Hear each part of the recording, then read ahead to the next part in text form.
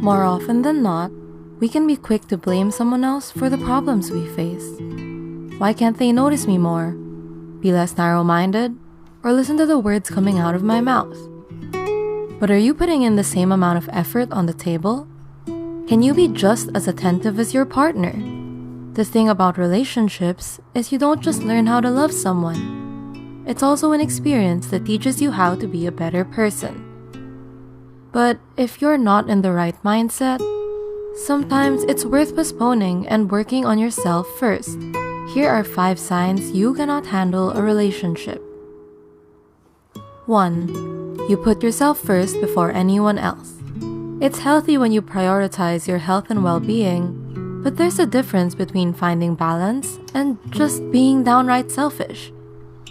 Clinical professor Srini Pillai believes that selfish lovers often suffer from feeling inadequate. When they show love to someone, even if it's just a little, they start to worry that it'll all be gone in no time. Selfish lovers are deeply troubled because they aren't self-connected. If you take more than you give to your partner, Pillai says it's important to confront your own pain and recognize the areas you need to develop in. He also states that it's helpful to focus your energy on hobbies that make you feel more self-connected, like running, journaling, or meditating. 2. You're prideful and you think you're always right.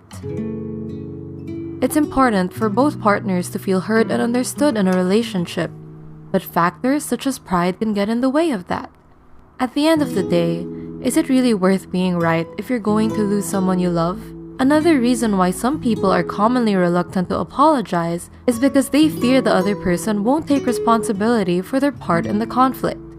But when you sincerely apologize first, it lets your partner know that you're not proud of what you did and will take better measures next time instead of repeating the same mistakes. It's important not to emphasize on who was right or wrong, but rather focus on what the two of you can do to prevent any mishaps from occurring in the future. 3. You always depend on your partner to make you happy. Do you get anxious when you're away from your partner? Or generally feel lost without them? This might be a sign of codependency. Ask yourself if you really love your partner, or are you just emotionally dependent on them? Love is about appreciation, not possession. Psychologists state that codependency stems from the lack of self-sufficiency. Since codependency is often rooted from your unmet childhood needs, treatment often involves going to therapy, where you can get in touch with the feelings you've buried for so long. As cliché as it sounds, talking things out will ultimately help you get better.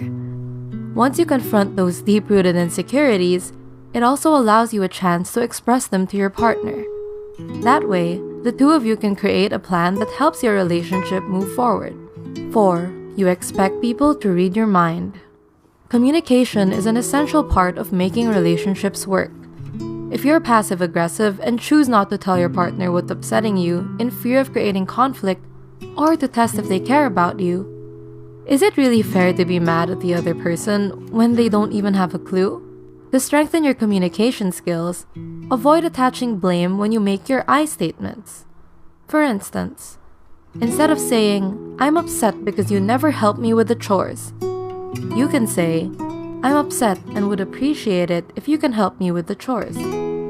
That way, you can still let them know what you want without pointing fingers, which can often cause your partner to become defensive. 5. You have commitment issues. Commitment phobia, otherwise known as relationship anxiety, is when you have a fear of relationships.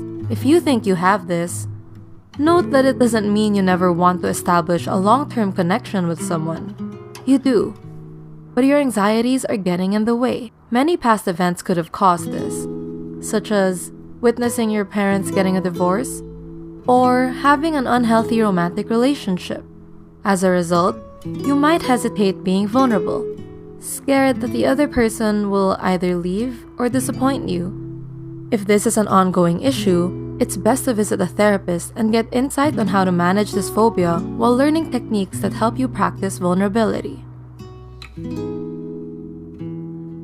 What are some dating struggles you're going through right now?